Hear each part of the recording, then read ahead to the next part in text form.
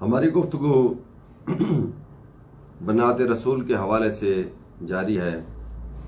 मैंने अर्ज़ किया है कि यह नहीं हो सकता कि रसूलुल्लाह के सुल्ब से पैदा हो और रसूलुल्लाह की तरबियत में हो और वो मुशरिक हो, ये नहीं हो सकता। और फिर ये भी नहीं हो सकता कि कोई मोमना हो और साहिबान ईमान हो और एक नबी होते हुए अपनी किसी मोमना बेटी की शादी किसी काफिर से कर दे या किसी मुशरिक से कर दे। अब एक और सवाल पैदा होता है कि मुबाहला में ज़ैनब के बेटे को रसूलुल्लाह साथ क्यों नहीं लेकर गए? अगर वो रसूलुल्लाह की बेटी थी, ज़ैनब जो ज़ौजा अबुल आस बिन रबी थी, अगर वो रसूलुल्लाह की सुल्बी बेटी थी, तब सवाल ये पैदा होता है कि रसूलुल्लाह मुबाहले में उस ज़ैनब के एक बेटा जिसका नाम अली है, उसको अपने साथ मुबाहले में क्यों नहीं लेकर गए? अब किताबों में मौजूद है कि ज़ैनब का एक बेटा था और एक बेटी थी। जैसे अल्लामा आइनी ने अपनी किताब में लिखा, चौथी जिल्द सफ़ा नंबर 302 पर किताब सलात में, कि ज़ैनब अबुल आस से ज़ैनब को एक बेटा पैदा हुआ और एक बेटी पैदा हुई। बेटे का नाम अली और बेटी का नाम इमामा या अमामा, और अमामा से फिर मोहम्मद पैदा हुए। ये आइनी ने लिखा। हमारा फिर वही सवाल है कि आखिर रसूलुल्लाह सल्लल्लाहु अलैहि वसल्लम इनको अपने साथ मुबाहले में क्यों नहीं लेकर गए? हालांकि मुबाहले में आप जानते हैं कि अबनाना का लफ्ज है, जिसमें काफी गुंजाइश मौजूद है कि तुम अपने बेटों को लेकर आओ, हम अपने बेटों को लेकर आते हैं। तो उस वक्त अली जो ज़ैनब का बेटा था, जो अबुल आस का बेटा था, वो मौजूद था। क्या वो अबनाना में नहीं आता था? और वो उस वक्त मौजूद था क्योंकि 9 हिजरी में मुबाहला हुआ और अबुल आस का बेटा जो ज़ैनब के बदन से था, वो 14 हिजरी में उसका इंतकाल हुआ।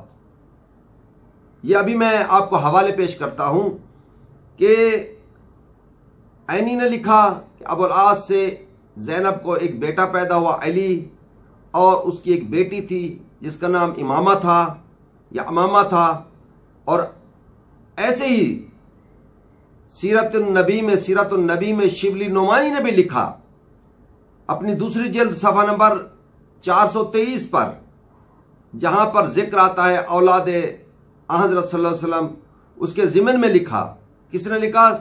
अल्लामा शिबली नोमानी ने। वो लिखते हैं कि ज़ैनब ने 2 औलादें छोड़ी, एक बेटी छोड़ी अमामा या इमामा और दूसरा अली। अली की निस्बत एक रिवायत है जो बड़ी ही ज़ईफ रिवायत है, बल्कि बिल्कुल ही ज़ईफ रिवायत है कि वो बचपन में फौत हो गए। लेकिन जो उर्फ आम में मशहूर रिवायत है और बड़ी मोतबर रिवायत है, वो मौजूद है कि जो अली था वो जवान हुआ। जैसे इब्ने असाकिर ने लिखा कि यरमूक के जो जंग हुई 14 हिजरी में अली की शहादत हुई, जो ज़ैनब का बेटा था, जो अबुल आस के सुल्ब से था, वो 14 हिजरी में, और जो मुबाहला हुआ वो हुआ 9 हिजरी में। अगर ये रसूल की बेटी का बेटा होता, जो रसूल के सुल्ब से बेटी होती, तो अबनाना में ये क्यों नहीं गया?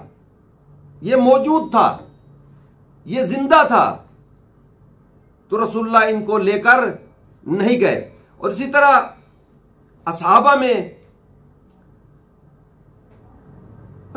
मौजूद है चौथी जिल्द सफ़ा नंबर 313 पर। इसी तरह शराफिक अकबर में सफ़ा नंबर 130 पर कि अलीयन माता के असहाबा में लिखा है कि ज़ैनब ने अबुल आस से अली को जन्म दिया और वो बालिग होने के करीब फौत हुए, यानी जवान होकर वो फौत हुए। कौन? ज़ैनब का बेटा अली। अब सवाल यह पैदा होता है कि फातिमा के बेटे जब हसन और हुसैन अबनाना में से थे तो ज़ैनब का बेटा अली अबनाना में क्यों नहीं था और इसे मुबाहला में रसूलुल्लाह सल्लल्लाहु अलैहि वसल्लम ना लेकर गए? क्यों? क्योंकि लफ्ज अबनाना में हालांकि बड़ी गुंजाइश मौजूद है, लिहाजा इस नवासे को साथ ले जाते रसूलुल्लाह।